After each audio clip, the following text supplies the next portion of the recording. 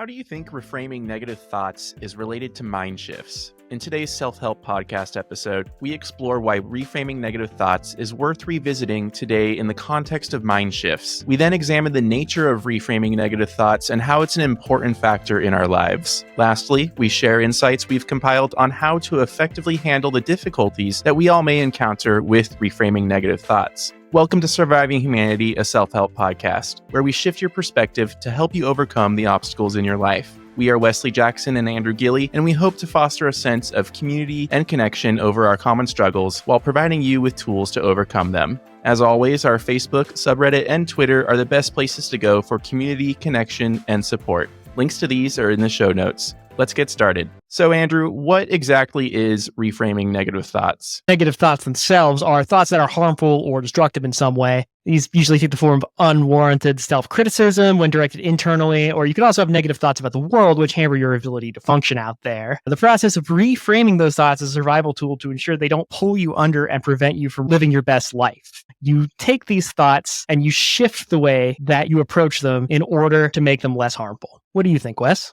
Yeah, I think that describes it pretty accurately and gives a nice broad perspective to it too. I think reframing negative thoughts is the practice of noticing thought patterns that don't serve your best interests, evaluating the evidence that there actually is for having said thoughts, and then applying self-compassion so that you ultimately become more forgiving and loving of yourself. And I want to emphasize here the word practice in the beginning too, because this is something that needs to be done on a very consistent basis. Right. This isn't a one-done deal. It's a constant readjusting of your mental frame in order to keep yourself functioning the best you can and dealing with negative thoughts as they arise. So why are we talking about this today, of all days? Why is it relevant today specifically? I think the most helpful way to put this in a concise perspective here is the total suicide rate in the United States alone increased by 35.2% from 2000 to 2018. And this is according to the National Institute of Mental Health. The road to suicide is one that is paved with negative thoughts, obviously. And while suicide is a very extreme case here, negative thought patterns create an endless feedback loop in your brain, and this holds you back from fully living your life, and it holds you back ultimately from fully being yourself.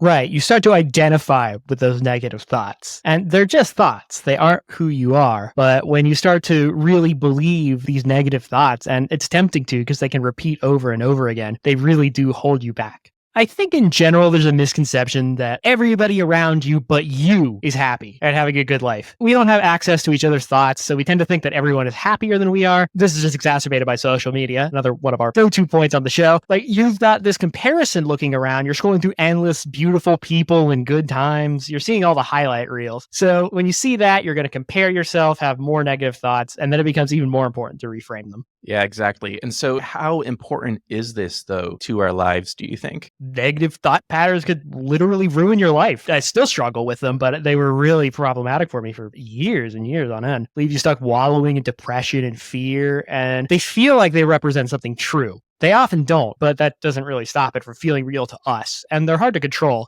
It often feels like there's no way out, which is itself another negative thought that just stacks on top of them. So reframing our thoughts more accurately here can give us a greater sense of peace instead of sinking down further into that negativity. Yeah, it really is like a feeling of sinking. It's like this bottomless pit, and the light gets further and further away from you, right? Absolutely. I think it's important because if these negative thought patterns are not effectively reframed, they will only continue to circulate endlessly in our heads and ultimately will manifest as well somatically within our bodies. So if something's not done about it, it's not just going to magically get better on its own. Unfortunately, it's only going to get worse. And like I mentioned, it will manifest somatically in a variety of physical health problems and illnesses, in addition to the initial mental issues. It's important to not let these negative thoughts run the show that's your life. Absolutely. So we've talked about why it's relevant, but why is it urgent? With the way things are going on in the world, it looks like things are going to continue to get worse, and it may be quite a while before they do get better. Either way, things are going to change for most of us pretty significantly, and adapting to this change is going to require a lot of resilience. If we hope to weather future storms, so to speak, we're going to need our minds to be in their best shape, and we will need more hope and strength. Negative thought patterns do not serve us in this regard. So it's really hard to accumulate hope and strength if your mind is constantly shitting on you for all of your past mistakes, embarrassing moments, what have you. Yeah, on an individual level, stress kills. Literally, even mild anxiety can reduce your lifespan. Looking at a study from the journal BMJ in 2011, even mild anxiety increases your risk of heart disease, cancer, and stroke. And this just gets worse if you've been struggling with it for a long time. The risk gets even higher. So it's important to get that kind of stress under control and that kind of depression under control, though you can't really ever get away from these things entirely. Reframing your negative thoughts and approaching them differently is a key way to reduce that kind of stress on you and ultimately help yourself become healthier. Yeah, it has a direct physical effect on you if you're able to effectively reframe these negative thoughts.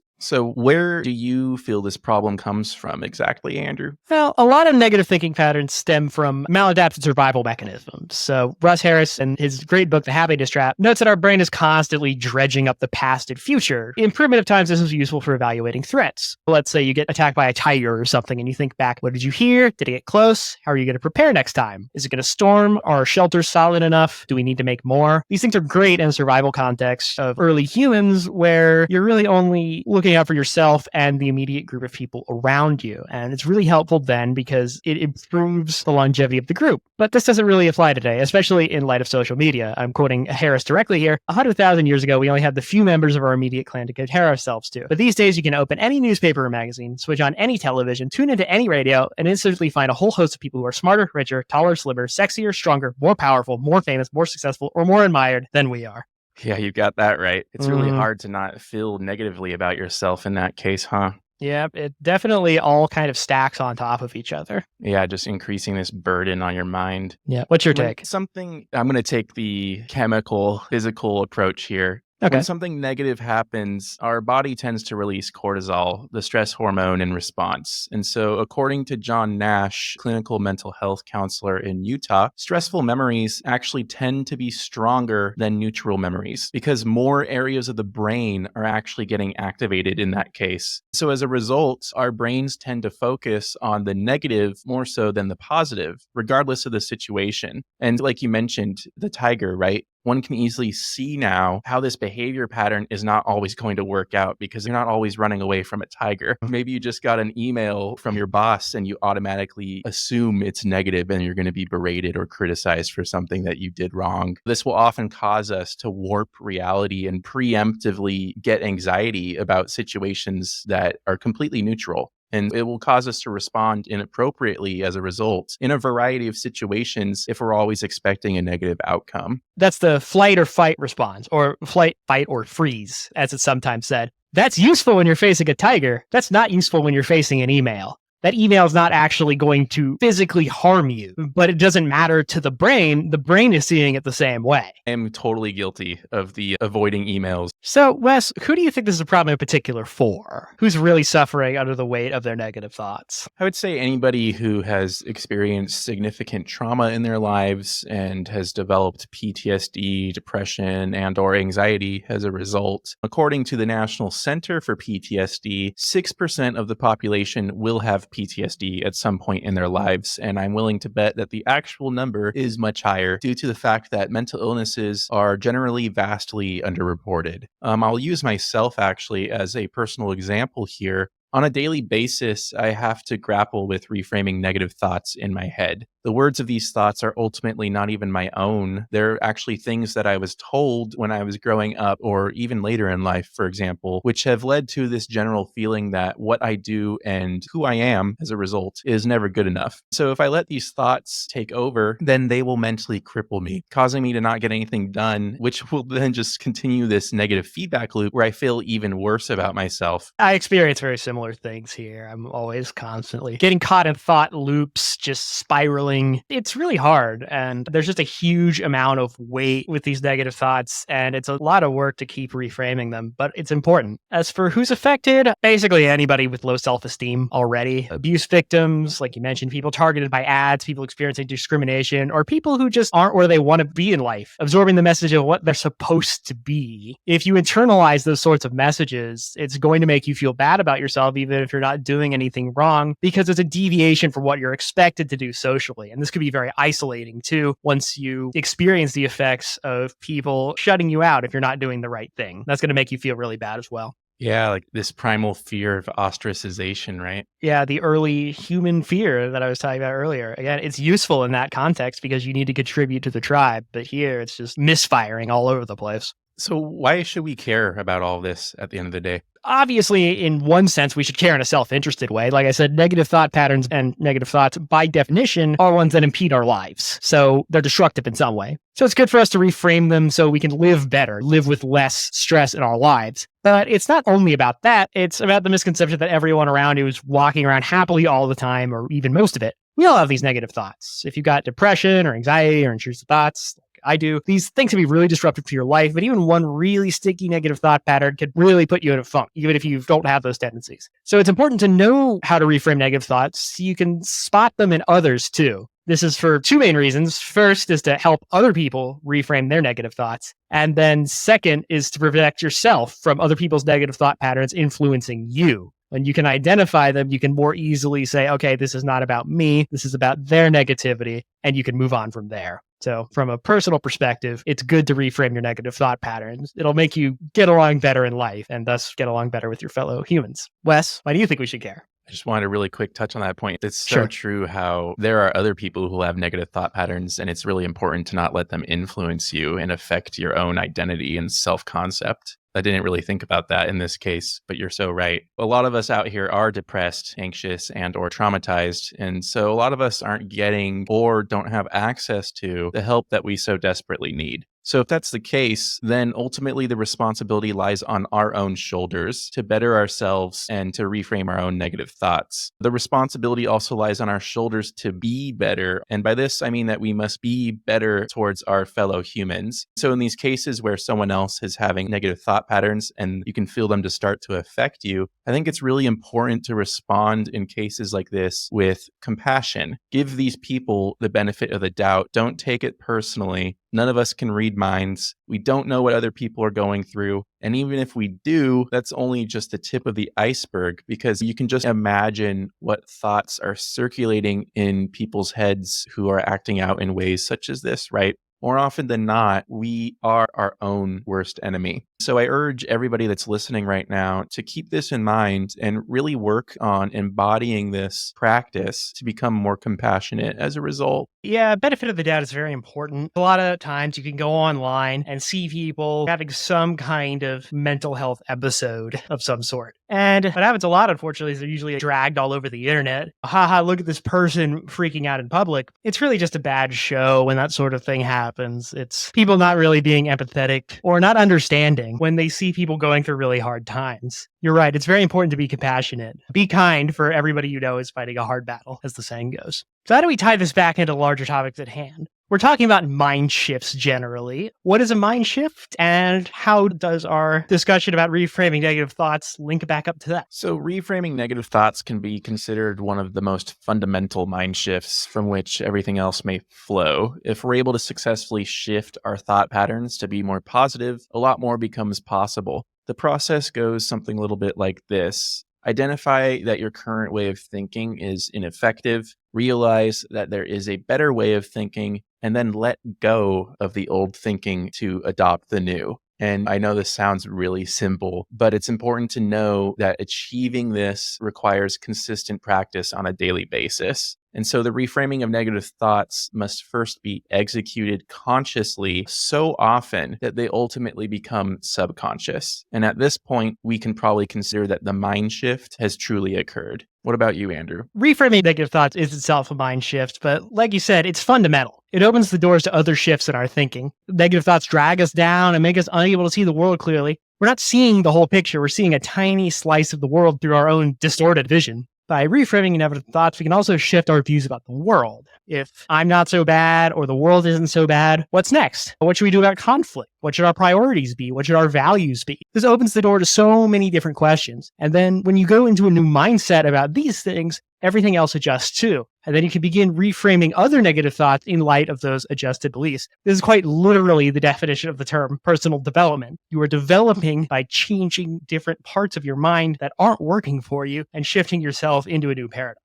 I think that's a really nice, succinct way to put it. That is true. It is like personal development in a nutshell, huh? So what can we then on the individual level do about this problem? There's two primary techniques I want to draw on here. One from acceptance and commitment therapy, or ACT or ACT, and one from cognitive behavioral therapy, or CBT. I should emphasize these aren't the only two techniques. Not every technique works for everyone all the time. Whenever you're looking at anything in personal development or self-improvement, treat it like an experiment. We're all different, so each of us needs different things to get by. So don't worry if a technique doesn't work for you. There's a lot out there. For ACT, I'd like to talk about cognitive diffusion or just diffusion. This isn't about getting rid of negative thoughts. If you try that, you're only going to make it worse a lot of the time. Rather, it's about reducing the hold that a negative thought has on you. It's not about the content of the thought, but it's about our relationship to us. We want to diffuse the hold that negative thoughts have on us. I like Russ Harris's example. Again, great book about the subject. Whenever an unhelpful or negative thought comes up, just say, "Thanks for that story, brain." Separates the thought from you, reframes the thought not as a fact, but just as a story that happened to float through your mind. You are not your thoughts. Thoughts are just things that happen in the brain. It's always thinking and telling different stories. No negative thought, no negative story is necessarily true just because you think it.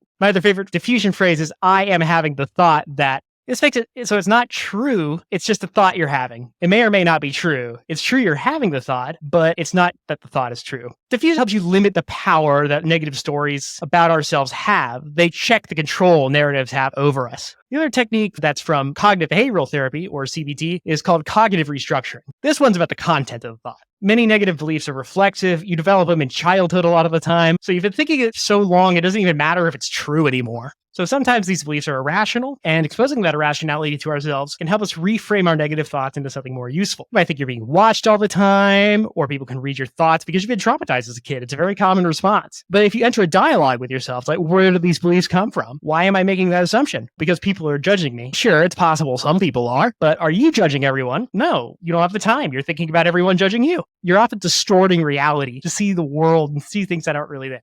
This can help with that. I personally find diffusion more useful, and I think the evidence backs that up. And I also think you have to write out the CBT part. Simply thinking it isn't enough. That's why a lot of CBT things are workbooks where you do that work. But everything has its place. So for reframing, if you focus on these techniques, diffusing the power they have over you and fact-checking those thoughts, then you're well on your way to being able to better grapple with negative thoughts. It takes a lot of practice, and it's not a quick fix, but it is the most effective one. How about you, Wes? It's definitely not a quick fix, like you said. And the work does have to be put in order to get this to actually happen, this whole reframing of negative thoughts. I'm going to also mention acceptance and commitment therapy because I think it is particularly helpful here, just like you said. For everyone listening, don't worry if you don't have the means for a therapist or access to one, you're in luck actually, because this is a tip from my own therapist. In fact, there exists out there on the internet an ACT deck of cards, which is a deck of 55 cards that ask tough questions, encourage meaningful action, and provide new perspectives to help you let go of negative thoughts and ultimately live in the present moment. I personally have a deep affinity for cards, so I found that this unique format is particularly helpful, and we'll include a link to the deck in the show notes. In addition to that, mindfulness meditation helps a lot of people. I myself have practiced it for years, but recently I've actually started to shift away from that and start to focus more on affirmation statements because I was continuing to struggle with the reframing of the negative thought patterns as it was happening in my head. I was only able to stop this runaway train that is my thoughts after it's already crashed through a bunch of tracks, right? I want to be able to make sure that the train never leaves the station in the first place, ideally. And just doing this meditation was not enough. And I was doing this for a very long time. And so I've recently started to integrate affirmation statements into my morning meditation routine. So now instead of committing 20 whole minutes just to this Zen meditation, essentially, I'm committing half of that now to reciting affirmation statements to myself in the mirror. If that seems like a little bit too much for people, my number one recommendation is gratitude journaling. I did this every day and night for years, and it has really helped rewire my brain permanently to think more positively about my life. The best part about this is that it only takes 5 minutes in the morning and 5 minutes in the evening. I do want to point out something interesting here. Like, even among us two, we're very good friends. We think a lot alike on certain issues, but I personally do not find affirmations useful at all. And I find that mindfulness meditation extremely useful. So that's why you really have to try it out and see what works for you. It's just that. It's personal. So there's no cookie cutter way to solve all your problems. Yeah, it's so interesting, right? How it's like we're so similar in a lot of ways, but that's like a very stark difference. Yeah. And I do the affirmations and it doesn't work for me. It's so interesting. Well, I think that is a good place to leave it. Thank you so much for listening. Tune in next Tuesday. We'll have Kate Nguyen on the show to share experience with reframing negative thoughts, and through our understanding of it, we may just survive humanity. If you want to help support us, please join our monthly book club on Patreon, share the podcast with others, and don't forget to follow, rate, and review us on your favorite podcast platform. And before you go, you feel like you could benefit from a boost to your morale? Then why not give our 7-day self-confidence challenge a try? For only $7, you'll get exclusive access to the content that will help you determine your core values and strengths, reframe negative thought patterns, and break old habits to build new ones, all while setting realistic personal development goals. Links to our Patreon and the challenge can be found in the show notes, and we'll see you next week.